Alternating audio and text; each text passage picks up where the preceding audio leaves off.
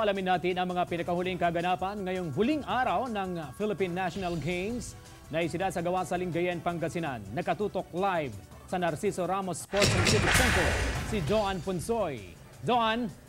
CJ, kanina nga sa pagbisita natin sa Secretariat ng Philippine Sports Commission, karamihan sa mga technical officials ay nagsosurrender na ng kanilang mga item at equipment. Karamihan din kasi sa mga laro ay tapos na kaninang umaga. Bago pa natin malaman kung anong delegasyon itong nangunguna sa Philippine National Games Championship, ay atin munang tunghayan itong pagtanggap ng parangal ng ilang mga nanalong atleta.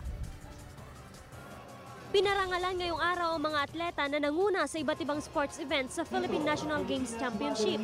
Sa pinakahuling tala ng Philippine Sports Commission, nangunguna sa medal tally ang mga atleta ng national team. Maigpit naman ang labanan ng Cebu at Baguio City sa ikalawa at ikatlong pwesto. Yung mga atleta na namanalo dito, yan yung sinabi namin dun sa pagsimula dito sa palaro na to.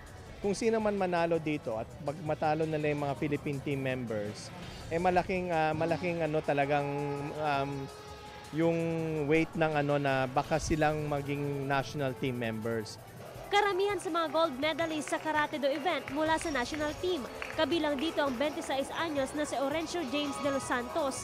8 taon na itong atleta ng Philippine national team. I used it as a motivation because our team manager told us that yes, for those national team members who lose in the national games, they will be eliminated.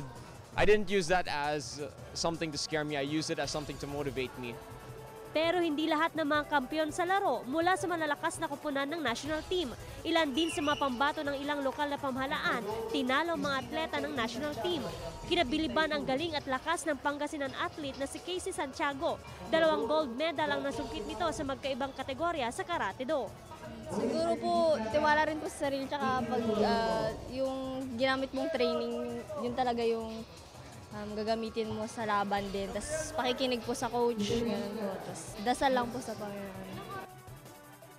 CJ, para malaman nga ang latest medal standing ng mga nanalo sa Philippine National Games Championship, makakasama natin muli ng live sa Attorney Jay Alano, ang Project Director ng Philippine Sports Commission. Thank you, ma'am, sa palagi pong pag-accommodate sa amin. Ano na po yung latest medal standing dito sa Philippine Sports Commission dito sa PNG? Okay, as expected, ang ating mga national athletes, number 1 with 114 golds, Baguio City with 25 golds, Cebu City with 23, Zamboanga with 15, and Pangasinan with 12. Okay. Yan ang mga leading natin. May mga natalong national athlete. Pasok na ba itong mga qualifiers natin sa kanilang posisyon? Well, yung mga qualifiers, they need to be endorsed by the National Sports Association.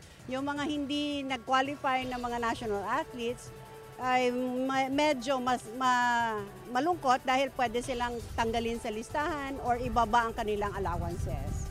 May pinaghahandaang international game ba itong mga mananalo ng Philippine National Game Championship? Yes, marapit na ang Rio Olympics. That's it. Okay, thank you, Attorney Jay Alano. Maraming salamat. Balik sa'yo, CJ. Maraming salamat, Joan Punsoy.